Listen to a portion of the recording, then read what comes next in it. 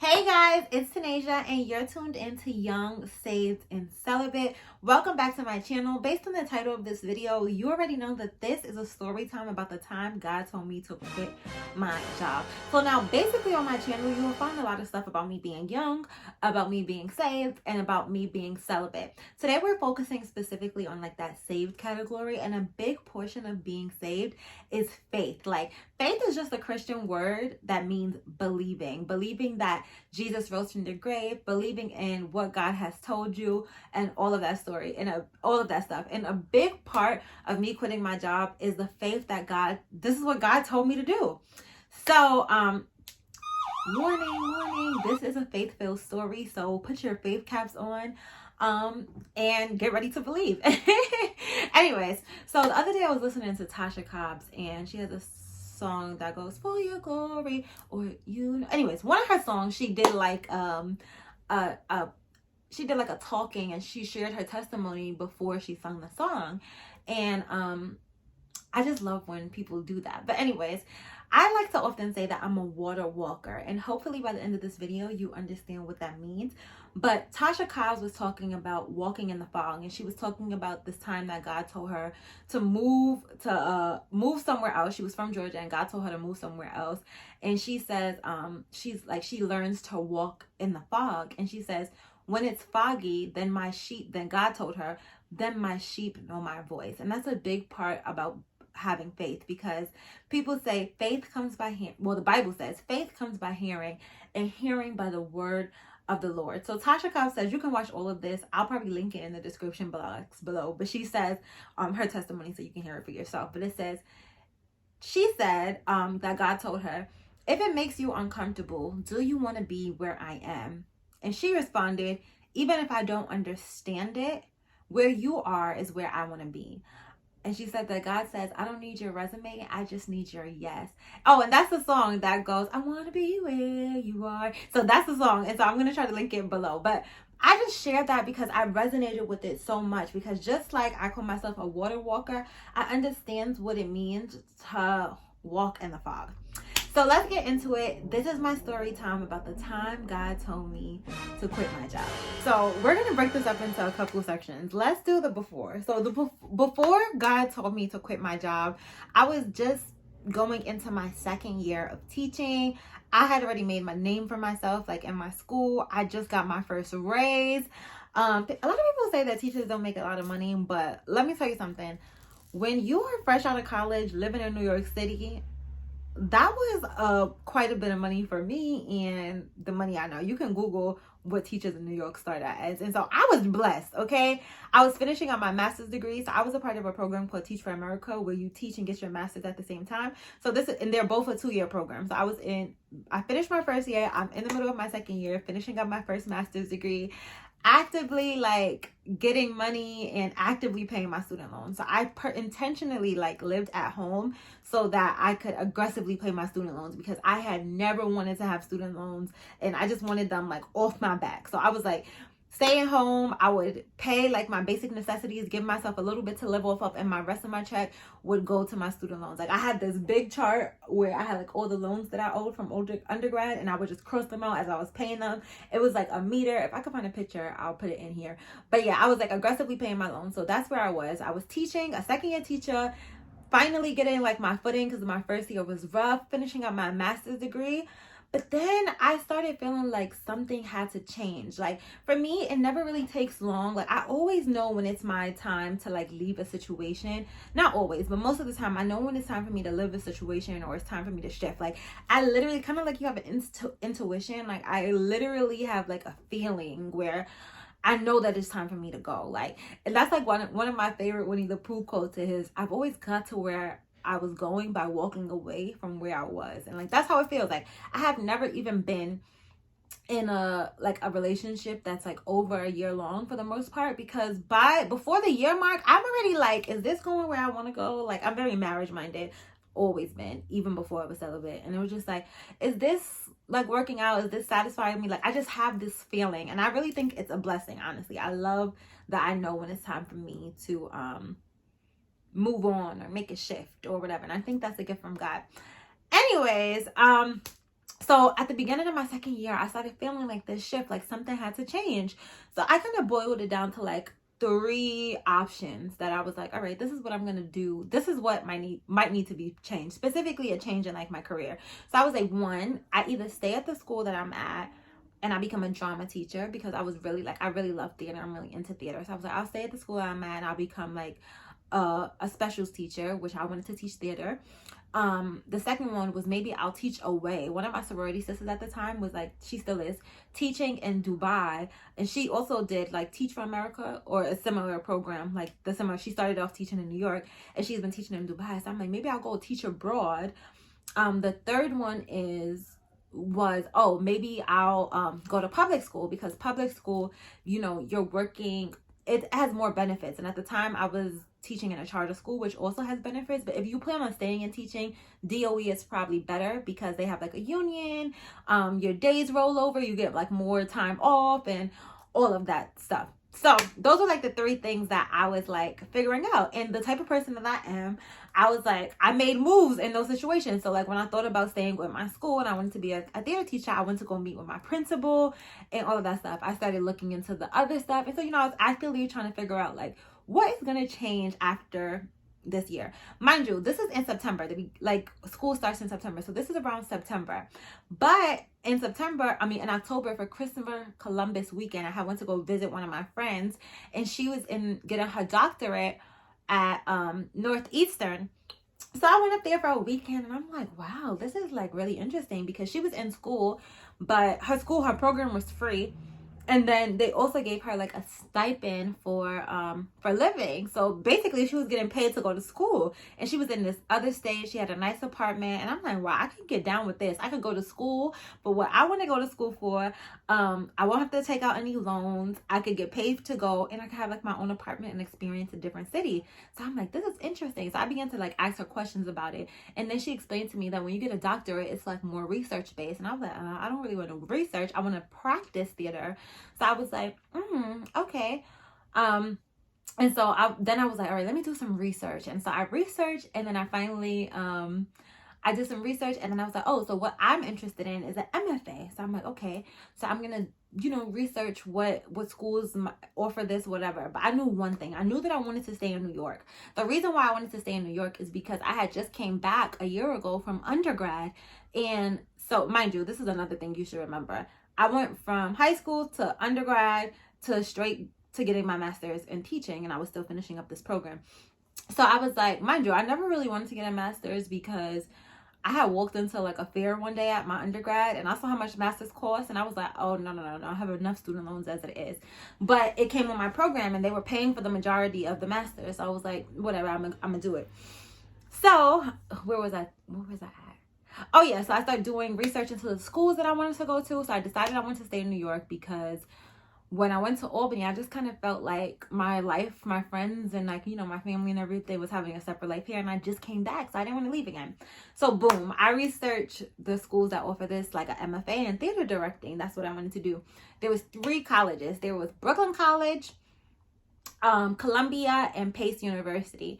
And so I had reached out to one of my friends at the time who had done the whole master's process of like getting into like, you know, really researching it, because I didn't have to find the master's program I was in. It was like automatically attached to the teaching. So I never had to like do this process. I'm like, what do you want to do if you get your master's? Like, what are the steps to finding it? So he suggested I start looking at open houses for the school. So I called Brooklyn College. They didn't have a open house. And then there was like some creepy guy on the phone like, oh yeah, I can just answer your questions. And I don't know, he was a little creepy. So I was like, I'm not impressed.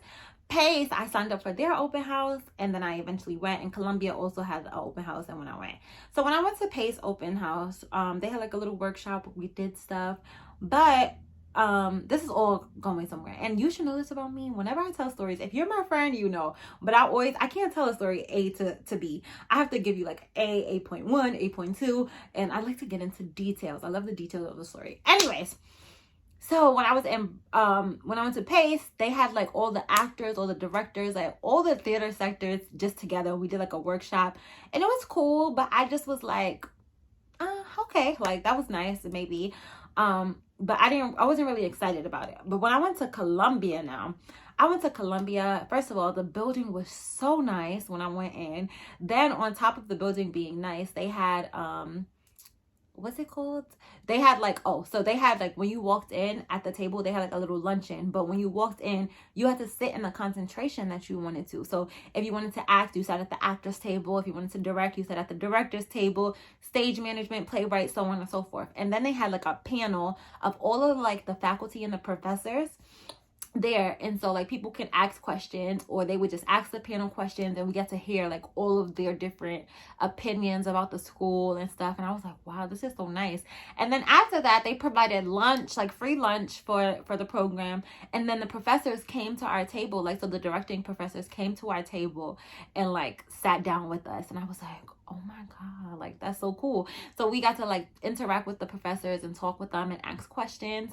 And then this is when I found out, and then I was like, okay. So then I just got really excited. By the time I left, I was like, wow, I really, really want to go to this school. But here was the issue. There was like a couple of big bombs that I was like, I'm not too sure about. One, while I was talking to the directing professor, I found out that they only accept 6 people per year. And I was like, 6 people. It was, first of all, it was already like 2 or 3 directing tables. And it was like probably like 8 of us at each table already. And I was like, and mind you, that's just people that have access to New York or were able to fly in. Like, I was just like, 6 people? That means everybody at this table is not even gonna like make it. So I was like, 6 people. So that was kind of scary, but also like exciting. So I was like, all right, 1. 2, then I found out it was a full-time program. I'm like, what you mean full-time? Like, I was under the impression like, all right, I could teach during the day, go to school at night, like how I've been doing now. But they're like, no, school is just, so I'm like, oh, this is when I first had the inkling, like, oh, if I get accepted here, I'm gonna have to quit my job. And I was like, I don't know about that. 3, when I looked up the cost of tuition for this school, I said, oh, no. Like, as I've been saying this whole time, I was like not okay with student loans. So I was not okay with the amount of money that this costs. But even with these doubts, I just felt like God was telling me, I don't know if this, at this point, if I felt like it was a God thing. Like, looking back, this is a part of the testimony, but I don't remember how I felt at that moment. But I just knew that I was excited and I was drawn to the school. So after I made the discovery, like, all right, so I want to go to school. These are the schools I'm going to go to. I was doing a whole bunch of research. My church starts pretty late. I think at the time it started at like 12 noon, and that's like our first service. So I'm like, all right, cool. So before, I'm a morning person. So I'm up in the morning, like researching the program, researching what I have to do. Mind you, this is like, I found out about all of this in October when I went to go visit my friend for Christopher Columbus weekend. So I started my interest in like getting an MFA in October. I went to the open houses in November. I started researching like when the applications and stuff are due, when they accept people. The deadline was December 1st, so it was like a couple weeks away. And so I'm looking at the requirements. I'm like, dang, I gotta get all of this stuff. Like, I don't know if I'm gonna be able to get it at the time. But I remember my research being cut short because I had to go to church. So I started getting adjusted to go to church, and I'm just looking at these requirements. I'm like, I don't know, like, this is real tough. Like, whatever. I don't know if I can do this. Anyways, get dressed, go to church. And I'm just sitting in church, listening to the service. At this time, I wasn't really involved in my church as much. Like, I would go every week, but I wasn't doing anything like behind the scenes, like how I do now. So anyways, I go to my church, and my bishop is just like preaching. I don't even remember what the word is about. I just remember he stopped and he looked at me and he was like, I see a new career for you. God told me that there's a new career for you. And I'm like, and he's like, I know you're a teacher. At this time, like, everybody in my church just knew like I was a teacher. I used to just come to church, leave, whatever. So he's like, I know you're a new teacher. I know you're a teacher, but God says that there's a new career for you. And he looks at me, he's like, but you're scared. Like, you're nervous about it. And God told me, whatever you don't have, I'll make up the difference. And I was like, because I was like, I hadn't talked to anybody really about this. Like, these were just my private thoughts. And in that moment, I was like, wow, like, God gave me the go ahead. So I'm like, all right, cool. So now I'm like brought in, like, all right, this is really what God is telling me to do. Okay, so then I started like preparing my materials for the school. So, you know, you have to submit like a resume, you have to write a couple essays. All right, boom. Like, I got all of this. Like, I'm a good writer. I already know I'm gonna do this. So this is where the issue came in. You had to submit a video. The issue with submitting a video of my work is that I never took theater like seriously to the point of like considering it for a career. Why? Because I was like, I'm not gonna be a starving artist. Like, I heard so many stories about actors like working at Starbucks during the day, going to auditions, like having a flexible job. And where I come from, financial security is like really important to me. So I was like, I'm not gonna be no starving artist. So I never really took it seriously. So I'm like, dang, what am I gonna do about this video? So then I remembered, I'm like, oh, I directed something at this program that I used to do theater with, how I got into theater in the first place. I directed something with them, and I know that they always record stuff. So I'm like, oh yeah, they have an archive. I'm gonna call them and see if they can send me something. She's like, yeah. So I called them up. They're like, oh yeah, hey Tanisha, I'm gonna send it to you. I'm gonna find it and I'm send it to you. She calls me back and she's like, oh, so it's weird. We have all the other videos, but not your video. And I'm like, what? She's like, but you can come in and look if you want for yourself. So I'm like, all right, I'm gonna come in and look. There's every other year's videos there, but not mine. But they got some pictures. So I took some pictures and then that was it. So now I'm starting like to freak out. At the time I had a boyfriend, and my boyfriend, he was like really supportive. So he was like, oh, I can call my high school and they have a theater program and we can see if we can record something there. I could get my family to like act in it and da da da da. But mind you, the time frame, like it was such a quick turnaround. So I'm like, no, that's not gonna work. So now I start getting discouraged. I'm like, dang, what am I gonna do? And like the days leading up to it, like the last couple of days, I was like, at first I was like, I'm gonna put all my materials together, I'm gonna just work it out. But once I didn't have the video, I was like stressing out. Mind you, I'm still teaching at this time. Like I have a full-time position and it's still in school. So I'm like, I started stressing out, like, oh my God, oh my God, oh my God. And I was like, maybe I should just apply next year. Maybe I should just wait. I'm just gonna apply next year. And I was like, really, like the devil was just in my mind, like saying like, you can't do this, you don't even have a video, whatever. But then I remember what my bishop said in the prophecy. He said, whatever you don't have, I'm gonna make up the difference. So I wasn't like, I just like hugged tight to that prophecy and was just like, whatever. So I took those pictures that I had, put them up in a little portfolio, and I just sent it off. And I was like, all right, God, so I did my part, the rest is on you. So a couple of weeks went by and I was like, I was done with it. I was like, I did my part, it's on you. I stopped thinking about it. So at this point, remember the deadline was around December 1st. So I remember one day I was like with my cousin, we were walking and we were like doing some errands. I feel like it was around like Christmas time or something. I don't really remember, but it was like, I don't know. I had this feeling that it was like Christmas. The ideas are a little bit blurry because it was like 2019. All of this happened in 2019. So I was like, you know, we're here, and I remember she was going to go pick something up, so we were waiting for them to bring out whatever she was picking up, and I'm just like casually checking my emails, which I do several times a day anyway. So I'm checking my emails and I see like the Columbia thing. My heart starts racing. I'm like, I opened a message and they invited me to audition. When I tell you I was dumbfounded, I was dumbfounded for so many reasons. I was dumbfounded because I was just like, I didn't even have a video, bro. And I was like, they still called me back. I was dumbfounded because, like I said, I never really took theater seriously. It's always just been like a hobby of mine or something that I like to do. And I was just like, oh my God. And I was just sitting there like, and my cousin was like, I don't know why you didn't think you was going to get in. And I was just like, yo, y'all don't understand like how big of a deal this is. Here's where the anxiety came.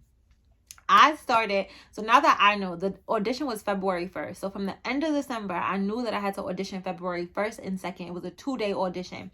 Now, they didn't tell you anything about what this audition was going to entail, like this callback. So I was like, I'm researching. I'm Googling. I'm on YouTube. I'm trying to find something. Like later on, I found out that they called this like the secret weekend. But because I couldn't find anything, like I didn't know what to expect. So I started like heavily, like around that time, I don't think it was just specifically for this, but I was like really in tune with God. And I was like, so I would watch Sarah Jakes. I had made up this thing that I would start waking up at 5 a.m. just to prepare me for the school day. At this time, my students are getting ready for the ELA state exam. So if you work in like a charter school or any school, it's like heavy test prep season. It's like one of the toughest times of the semester. So all of that is going on. I got this going on. And I'm just like, okay. So I started waking up at 5 in the morning, so I have time to do what I need to do for school. But while I woke up at 5 o'clock in the morning, I would be listening to Sarah Jakes Roberts every morning. Like every video that she had, I would watch, and I just loved it because it made me feel like, if you ever heard Sarah preach, it gives you like this power or this encouragement. Like I could do it.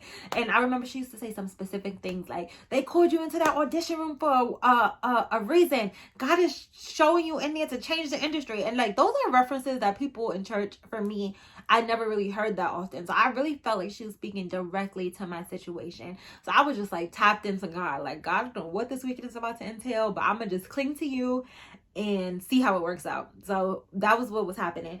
At the same time, somewhere around this, the timeline is a little blurry around here, but again, I was in church, and one of the prophets, not my bishop, the prophet of my church, was like, Tanisha, like I said, they didn't really know me that well at that time, so it was like, Tanisha, God is telling me to tell you that whatever it is in February, the answer is already yes. I'm like,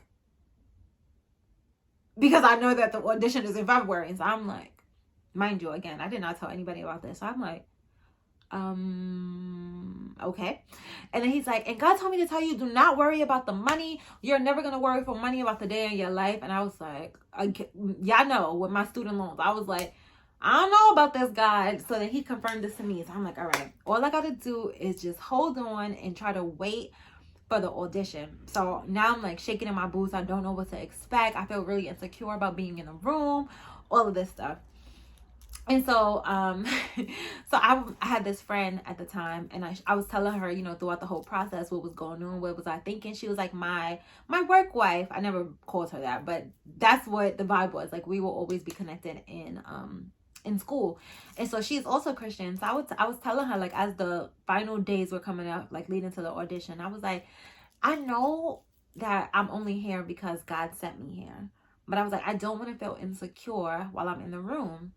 And she said, well, speak it then, Tanasia, like speak it into existence, like a Bible term, like whatever. So I was like, all right. So I started praying. I'm like, God, I know that I'm only here because you sent me into the room, but I really don't want to feel insecure while I'm there. So here comes audition day.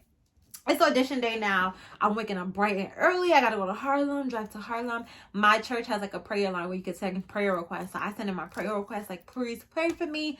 I got my worship music on high as I'm driving. I'm like really like feeling it up, but my heart is racing. I get to the building.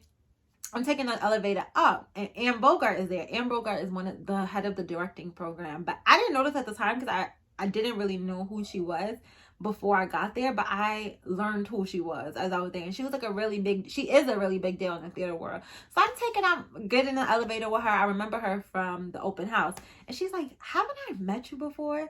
Now, I met her at the open house, but that was it. She was like, did we work on something together before? And I was like, no. And then later on, she told me, she was like, I remember you from that day in the elevator. And I was like, oh, wow. So anyways, we get there, and the first activity of the audition is that everybody's sitting in a circle, and then the first person goes, and you basically have to say your name, your pronoun, and what's the last thing that you are working on. And whoever goes first has to repeat. The second person has to repeat the first person, and you have to basically repeat everybody that came before you. Now, mind you, they didn't tell you that this is what you're doing. So if you sat at the last seat, you had to say a whole circle, and nobody knew what they were doing. And throughout the whole weekend for these auditions, they never told you what you would have to do. They just said, get into groups of 3, get into this, and then we're doing this. So it was all kind of like a surprise element. Anyways, I'm sitting in the middle of the circle, so I got probably like half the people that I gotta remember. So I'm sitting there intently like, all right, her name is this, his name is this, they last worked on this, because you had to say what the person's name was and then what they last worked, or like one fact that you remembered from what they shared. So when it comes to my turn, I'm like, all right, and this person did, and I'm going around the room till it gets to me, and I'm like, my name is Tanasia. Mind you, everybody who was going before me was like, I just finished working on this show. I just came off a tour from this thing, like all theater related. I just had 3 rehearsals last night. Like, and I was like, okay. So here I am, and I'm like, my name is Tanasia. I'm from Brooklyn. My pronouns are da-da-da-da. And the last thing I've been working on is preparing students for the ELA state exam. And when I tell you I was shaking in my boots because they're all saying like theater things, and I'm sitting there like, I I just finished like nothing that's theater related. So anyways, then Ann says to me, she goes, wow, you are so sure of yourself. Like, she said it as such a compliment, like, wow, you're so sure of yourself, because I was so focused on getting this thing right. Because I was like, I don't know what is finna come in this audition, but what I do have control over, I'm gonna control it. So I was like, whatever. So then I said, and I'm just thinking in my head, like, this is the least sure of myself that I have ever been. So anyways, the weekend is progressing. We're doing like different activities. They're like, get into groups of 2 when you're doing this, get into groups of 3, you're doing this. So then we're about to have a break. And they say, oh, all right, choose a partner. So I choose a partner. And I'm like, oh, I see this girl. She's kind of young. And I'm like kind of young. Mind you, people in the audition room, it's about like 30 something people there. People are there from like China, Italy, like all over the world. Like people are there. Some of them, English is not even their first language. It was crazy. So I was just like, oh, this time I'm gonna choose somebody who's like close to me in age, because there's a whole like age range thing going on. So I'm like, oh, I find like the youngest person in the room. I'm like, oh, I'm gonna work with you. We go on break, and then somebody else told me she was somebody who had like auditioned previous years. Like, she auditioned like 2 or 3 times already, and she was like, oh yeah, so the next part is the part that you get judged on. Like, this is gonna be the part where they actually like tell you. And she gives me like a little preview into what we're gonna be asked to do, which is basically you have to direct your partner, and your partner has to direct you. And then tomorrow we're putting all of the auditions, like everybody's peers, into a show. So we had to like elect like a stage manager, or this and that. So I find my partner, and everything's going well. Me and her talk about like, they explain the assignment to us after break, and then we talk about like, all right, our working preferences, because they're like, basically the rest of the day is up to you, and just be ready to share and put the show together tomorrow at 8 a.m. Mind you, we didn't get no lunch break, we didn't get any back, like, you know, there wasn't really like much time. And then after they said that this is what we're going to be judged on, nobody wanted to take a break. Like, we wanted to get this out the way. So me and my partner, we talked about it. We're like, all right, because they said like, talk about your working preferences. So we're like, all right, we come up with a system. We're like, I'm gonna go for the first hour, I'm gonna give an hour, you're gonna get an hour, and we'll, after that hour, we'll assess like if we need another hour. And we both agreed like, we don't want to stay too late, because I lived in Brooklyn at the time, and she was from like London or England, and she was like, she just got off the plane, she was tired, so she's like, yeah, I don't want to work too late, so let's just do the hour by hour. Like, if I get an hour, she gets an hour, she gets an hour, I get an hour. So we're like, all right, bet. Mind you, we have to like memorize the script that they give us and everything by tomorrow. So I went first. I do my hour, I give her the script, I tell her what I'm gonna, like, what we're gonna do. She, by the time her hour comes, she has no idea what she wants me to act. She keeps going back and forth. She's like, oh my god, I haven't eaten, like I haven't ate since I got off the plane. Her dad, she's young again, so her dad like brings her some food downstairs. She's like, do you mind if I eat? I did not mind, because it was her hour, so I was like, whatever. She finally gives me something to memorize, and then it's my hour again. During my hour, can I tell you that this girl got sick? Like, I guess the jet lag, the fact that she didn't eat, whatever. And I'm just like, are you serious? And she's like, I don't know if I will be able to go on, like I'm not feeling well. She starts throwing up. I'm like, you have got to be kidding me. Like, just as I felt like I had everything like under control and like everything was going well, she gets sick. Mind you, we only have like everybody has signed up for slots to actually go into the space where we're going to be performing, and like set the lights, practice the sound, all of that stuff. This is in the, so she goes up, like before she was like telling me she was feeling sick, but we go up and I try to like set the lights for my scene. And she's like, oh my god, the lights are too much, and she has to leave, and so we lose our time.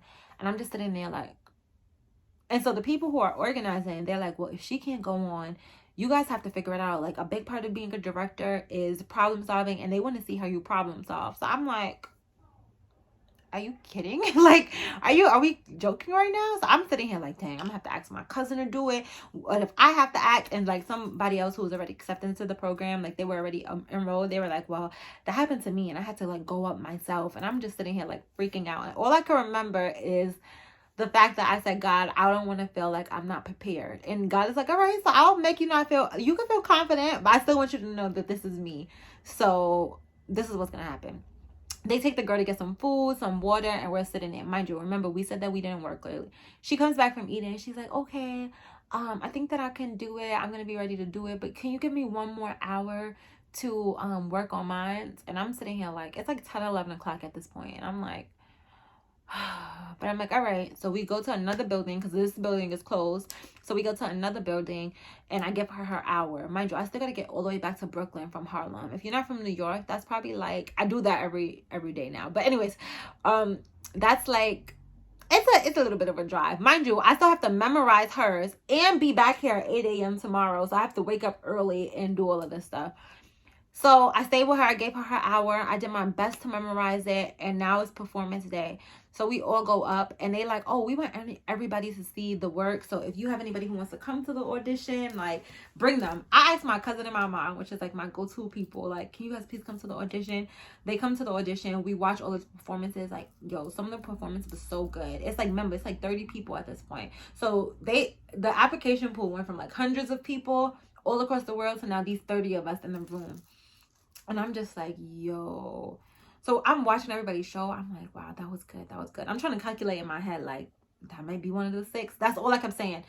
This is one of the 6. One of the 6. Is this one of the 6? Is this one of the 6? So when everybody went up, like, she performed mine. She did well. I performed hers. I did okay. But only because we didn't have that much time to rehearse because of her whole sick, like her getting sick and stuff. So I'm like, whatever.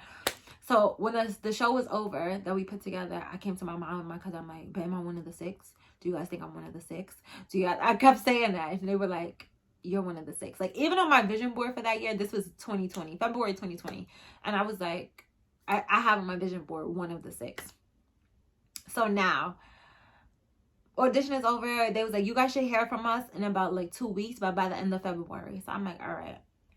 So now I go back to living my regular life. I'm teaching my kids. I'm doing all of this stuff, but I'm waiting for I'm waiting for this email. And so as the end of February approaches, I haven't gotten the email yet about like whether we were accepted or not. So I'm just in my phone and I'm looking, like, I just keep checking my email.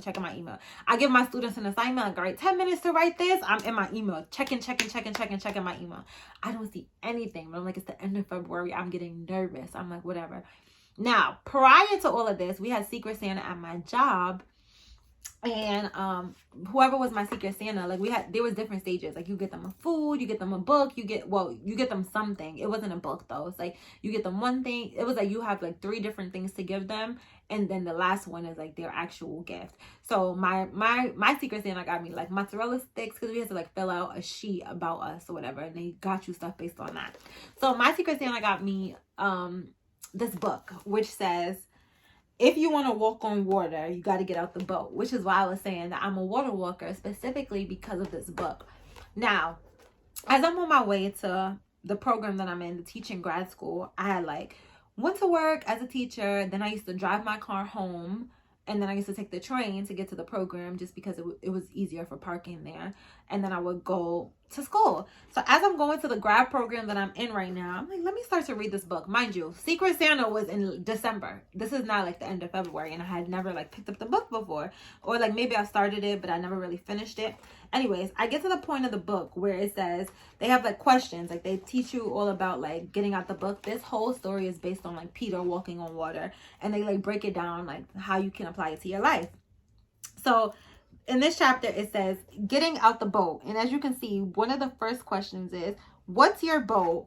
Where is fear or comfort keeping you from trusting God? And I remember I read that, and in my mind I said, my job is keeping me from trusting God, because I don't know about like this paying thing, whatever. I kid you not. As soon as I said that, my phone started ringing. Mind you, I'm on the train going to grad school. So we're about to go into the tunnel. Like, if you know anything about like train, I'm not going to reveal where I live. But anyways, we're going into the tunnel. And so like, I'm about to lose service. We were outside for all this time. We're about to go in the tunnel. My phone starts ringing. I see like a 212 number, which is like Manhattan. So I'm like, what the heck? I answer the phone. All I hear is, hi, Tanisha. This is Ann Bogart. And from Colombia, and all I hear is, I'm like, hi, Ann, and we go in there and we lose service. So I'm freaking out. I get off at the next stop at Utica. I'm like, oh, I call her back. I'm like, hey, Ann, so sorry, I'm on the train. Sorry about that. And she was like, oh, hey, it's hey, Tanisha. People are always messing up my name. Hey, Tanisha. Oh, it's Ann. I just wanted to offer you a spot at Columbia. And I was like, oh my God, thank you. We hung up the phone. It was a brief combo. When I tell you, I was crying at this train station, crying. I FaceTime my mom, like, Mom, I got into Colombia. My friend that was my friend from school, my work wife, whatever. I called her like, oh my God. I was in tears. Like, I was on cloud 9. But that is a word for somebody. Why is it a word from somebody? Because sometimes we're looking for things in certain places and they always come how we least expect it. I was checking my email thinking it was going to be an email and it ended up being a phone call. So that is like the before God told me to quit my job. Now, this testimony is kind of long, but that's pretty much like the gist of how I was going to quit my job. I'll tell you guys a little bit more because honestly, I'm still living out this testimony today because I'm currently in my final year. The program is a 3-year program, which kind of like made my decision to apply at that specific moment then because I'm like, all right, I'm 23 now. By the time I finish, I'll be like 26, going on 27. And you know, everybody in their 20s has this thing like, I need to do all these things before I'm 30, be set before I'm 30, but that's not really how life works. Anyways, so I got into the program and I'm like, wow. So now I'm like, at this time, my job had started sending like interest letters for where do you think you'll be next year. And so I was like, they was like, oh, I'm coming back next year. I'm not coming back next year. I might be coming back. So I had put on my form, I'm like, I might be coming back, but it depends on grad school. So at this time, because, you know, they start to prepare offers for the next year, start like looking to hire people if like, you know, they don't have enough people. So I had put that. So my principal, mind you, me and my principal had like a really good relationship. So, and my DOO who also like works with the contracts and stuff. So I'm like, I'm gonna come back. I mean, I was like, I don't know if I'm coming back yet because of the grad school situation. So they was always checking with me like, oh, do you think you're gonna come back? Do you think you're gonna come back? So I said, so when I finally got accepted, I was like, hey, I'm not coming back because I got accepted. And they were so happy for me. I was like, okay, thank you, whatever. They was like, whatever you need, let me know if I can help you in any way. So supportive and so positive. Now, mind you guys, this is all pre-pandemic. Like we did not know the pandemic was coming, any of this stuff when this happened. So, and it was real scary at that time. So anyway, now I'm deciding I'm going to grad school. All of this happens. Boom. I already told them I'm not coming back. Boom. Pandemic hits. The world is crazy. Nobody knows what's going on. Now I'm like, I'm really starting to get shaky because I'm like, theater, this is an in-person career, and Columbia is talking about like, oh, we're not going to be in person for the first year, it's going to be online. So they give us the option to defer. Like we could wait 1 year and come, but they like, oh, we wait 1 year and come. They can't guarantee our financial aid because some of us I got like a partial scholarship, nothing crazy compared to how much it really costs, but nevertheless, like it was helpful. And it was like, we can't promise you that next year. And I'm just sitting there like, bruh. So I really had to have this moment because I never wanted to quit my job. Like I said, my job was my comfort. So I was like, oh God, I don't know. And so I'm like talking to my friend from work again. I'm like, I don't know. Do you think I should defer? Do you think I shouldn't defer? I don't remember what she said, but ultimately we had decided like that I'm not going to defer because it's just, I told myself like, if I defer, that is a sign that I'm not trusting God because I'm trying to stay where I'm comfortable, stay where like I'm secure. Mind you, my job loved me. So they would 100% like keep me because my principal told me like, you always have a job there. Like I always have a job here. So here I go entering Columbia, no job, out here in the wind, pandemic, have to work from home, all of that stuff. From this moment, I had tried to sign up for unemployment because this is when unemployment was booming. So I'm like, all right, I don't have a job. I'm gonna sign up for unemployment, all of that stuff. Me and my mother get into this big fight at the beginning of September when I'm supposed to be starting school. I think it was the day before, it was the day of the first day of school. Now I moved out. Me and my mother, we got into it. So I just moved out without any plan. Because you know, when in the pandemic, like everybody's like close together, you on top of each other, not used to spending so much time with each other. We got into this big stupid fight. I moved out, no plan. So now I have no job, no apartment, no house. And then I had signed up for unemployment thinking like, yes, they're going to give me unemployment. That's going to help me through school. When I had left my school, they had asked me to submit a resignation letter, even though I wasn't really resigning because I just didn't sign up for another school year because it's contract based. Bruh, they asked me to send it. Why are they gonna give the unemployment office my thing? It was like, oh, she told us I wasn't coming. In the summer before, I was like hanging out with my DOO. at like somebody's birthday party, and he was like, so Tanasia, you really wanted to quit? Like, why you couldn't go to school? And I'm like, oh, because the program is full time. I'm like, you think I want to be poor? Like, I would very much do both of these things. Like, I'm used to having a full schedule. And he's like, oh, why these people took me to unemployment court? Because they like, I had like an appeal, so I appealed it because I'm like, I didn't quit because I worked out my contract. I finished my contract. I wasn't offered another one. And they was like, no, but we didn't offer her one because she said that she was going to school.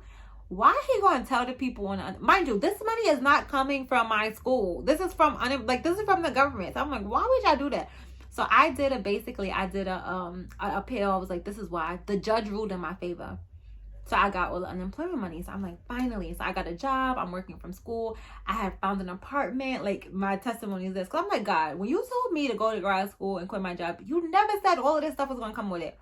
Why did my school appeal my appeal? And then I lost, so I had to pay the money back. Yo, it's crazy. And then just throughout grad school with the pandemic, I'm living in like a small I'm renting a room in like a smaller, the apartment was a small, room was kind of small.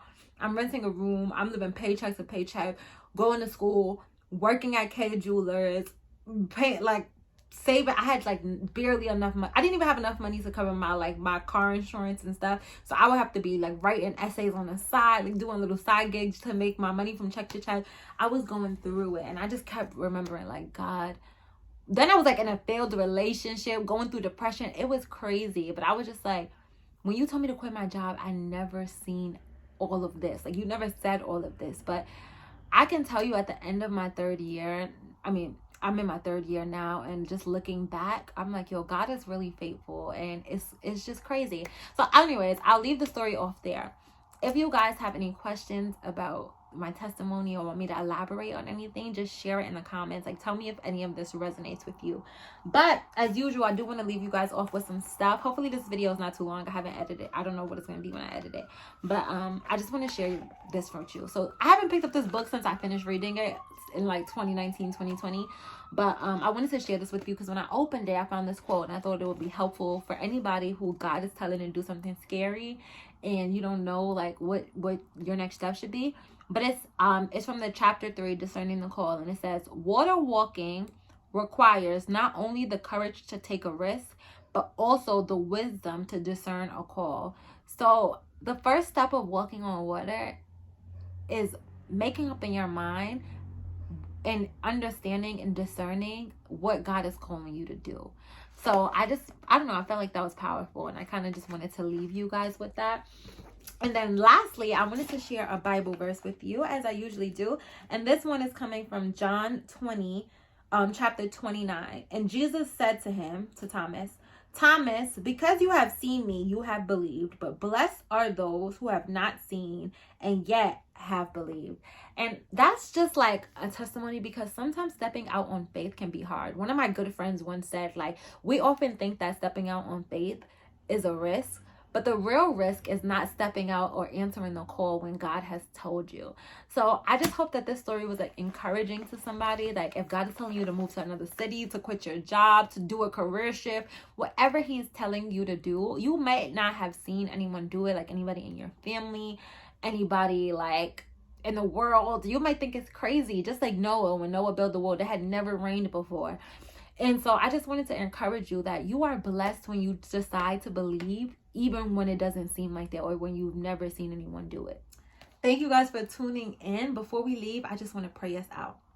Father God, I thank you for every single person that is tuned into this video today, God. I hope that I have said something in this video to spark or increase their faith even a little bit, God. I ask that you meet each and every person where they are today. And most importantly, God, whatever you have called them to do, I just ask that you remove every distraction so that they can hear your voice clearly, God. I pray that they know and that they see every sign that you're giving them, every hint that you're giving them, every way that you speak to them. God, I ask that they see it, God, and give them the faith to believe that you are a provider. God, I thank you for everything that you've done in my life from the very beginning of my time, and you have really tricked me and bamboozled me into living the life of my dream. My prayer today is that everybody step out on the things and give you a yes to what you have said that they can do. God, take care of their house as they take care and follow what you have walked, God. Allow us to hear your voice, because when it is foggy, that's when your sheep know your voice. So please help us sharpen our tools so that we can hear your voice and give us the faith to actually step out on it and trust you. God, thank you for the plans that you have for our lives, because it is bigger than we can ever imagine or think. It will not always be easy, but we know that you are with us. In Jesus' name, I pray. Amen. Thank you guys for tuning in. I hope anything I said in this video really blessed you. If you guys want me to follow up, answer any questions, please drop them in the comments. Tell me what's resonating with you in this video. As usual, don't forget to follow me on social media. You can find me on Instagram at Tanasia.Marie. You can find me on TikTok at Tanasia.Marie with 2 E's, and on Facebook at Tanasia Marie as well. I do share daily reels, daily inspirational videos, so please follow me on my social media so that you can see those. I love you guys, and please don't forget to like, comment, subscribe, share, turn on the bell notifications, all of that good stuff. Love you guys.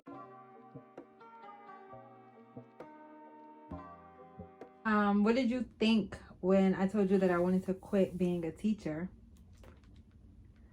I thought you were out of your mind. I thought you were insane, giving up a lucrative salary at your very young age. And I thought, you know what? I don't know if this is a good idea, but if this is what you want to do, you've always made great decisions in the past. And, you know, we're just going to roll with it. It's your life. Yeah, I quit teaching. I ain't mad at you. Get money. That's what it's about. When you quit teaching, it's because you're trying to get money. I ain't gonna front. Teaching is the best job in the world. So if you quit that, it's because you're trying to get bread. Get money. Fuck it. You gave your time already. Oh, my bad. Are you crazy? You just spent your time. You got your master's. You have a knack for this. You are a mentor to the kids. They're gonna miss you. The kids were in love with Tanasia. I thought it was like a stable and steady profession that she could like build her career on. But the other half of me just knew that she was going to be successful in whatever profession she took on. And I know that theater and production and directing is her passion. And so in the end, I had no choice but to support her, knowing that she would excel in any way. Asia and I, we actually went through Teach for America together. So when I found out that she was leaving teaching, I was shocked it was so soon, but I was happy that she was leaving to follow her dreams.